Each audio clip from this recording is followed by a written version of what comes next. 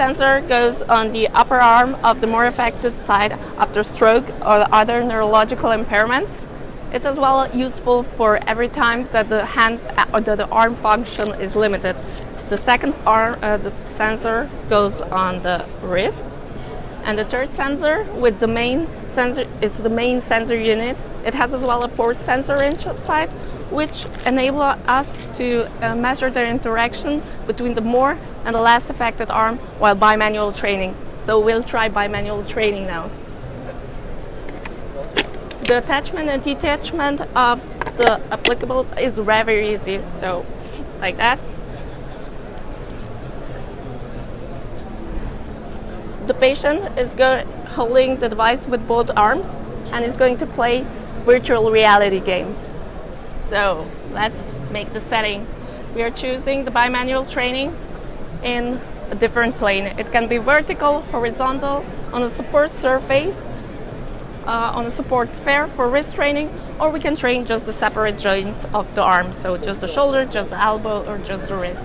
We are now going to try vertical plane training. And we have two types of games. The assessment games, where we're measuring different aspects of the movement, and the training games, where we don't measure that many aspects, where we are training activities of daily living.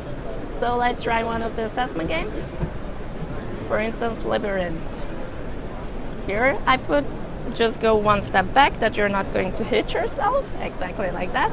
I put you in the central position, and you just go get the green point, go to the other side of the labyrinth, without touching the walls and getting the green point. If the patient is going to do more work with the one or the other arm, there are bars. If the patient is doing more work with the affected arm, here a green bar shows.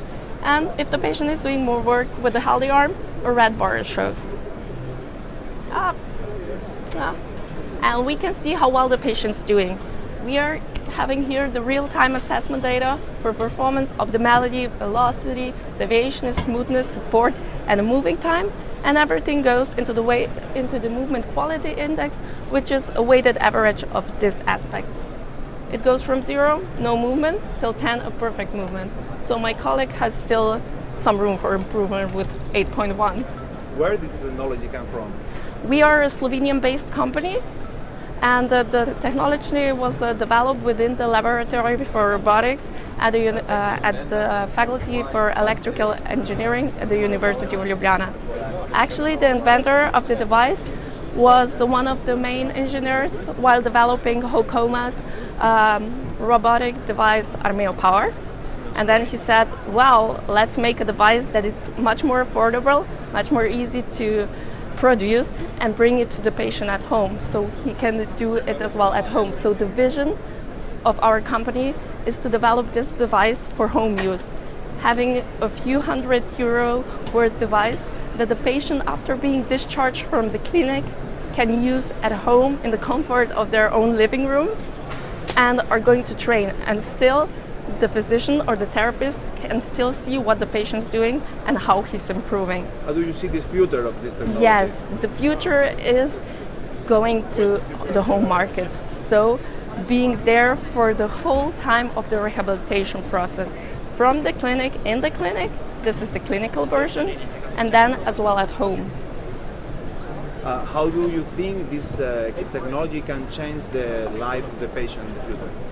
This technology can improve the outcome of the rehabilitation process, meaning the patient has more function in their arms and therefore have a more normal life after stroke or other neurological impairments. Thank you very much. You're welcome.